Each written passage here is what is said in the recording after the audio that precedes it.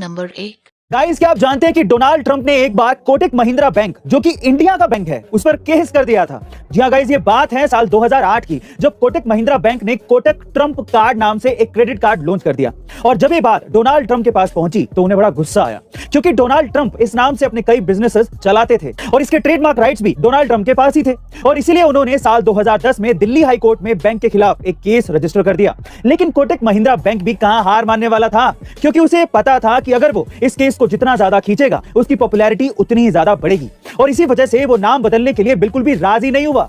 वहीं इन दोनों की लड़ाई में कोर्ट पूरी तरह से परेशान हो चुका था और इसीलिए कोर्ट ने कहा कि अब इस मैटर को आप कोर्ट के बाहर ही सेटल कर लो तो अच्छा रहेगा। और तब फाइनली 3 सालों के बाद साल 2013 में कोटक बैंक ने इस कार्ड को बंद कर दिया। गाइस, भले ही डोनाल्ड ट्रंप इस लड़ाई को जीत गए हों, लेकिन कोटक महिंद्रा बैंक को इस कंट्रोवर्सी के बाद बहुत ज्यादा फायदा मिला और वो बहुत ही ज्यादा पॉपुलर हो गया। गाइस, इसे कहते हैं रियल बिजनेस। नंबर 2। गाइस, अब मोदी जी फ्लिपकार्ट और अमेज़न को इंडिया से खत्म करने वाले हैं, लेकिन कैसे?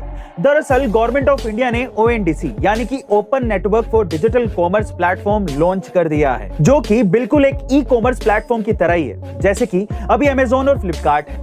लेकिन ONDC में इन सबसे अलग एक खास बात भी है कि आप किसी भी प्लेटफॉर्म का सामान यहां खरीद सकते हैं। जैसे कि अगर फ्लिपकार्ट पर कोई सामान बिक रहा है तो आपको फ्लिपकार्ट पर जाने की जरूरत नहीं है, आप यहीं से उसे खरीद सकते हैं। मतलब कि ONDC से ये सारे ई-कॉमर्स ऐप एक ही जगह पर आ जाएंगे, जिसमें ये फायदा होगा कि आप सेम प्रोडक्ट के प्राइस को कंपेयर भी कर पाओगे।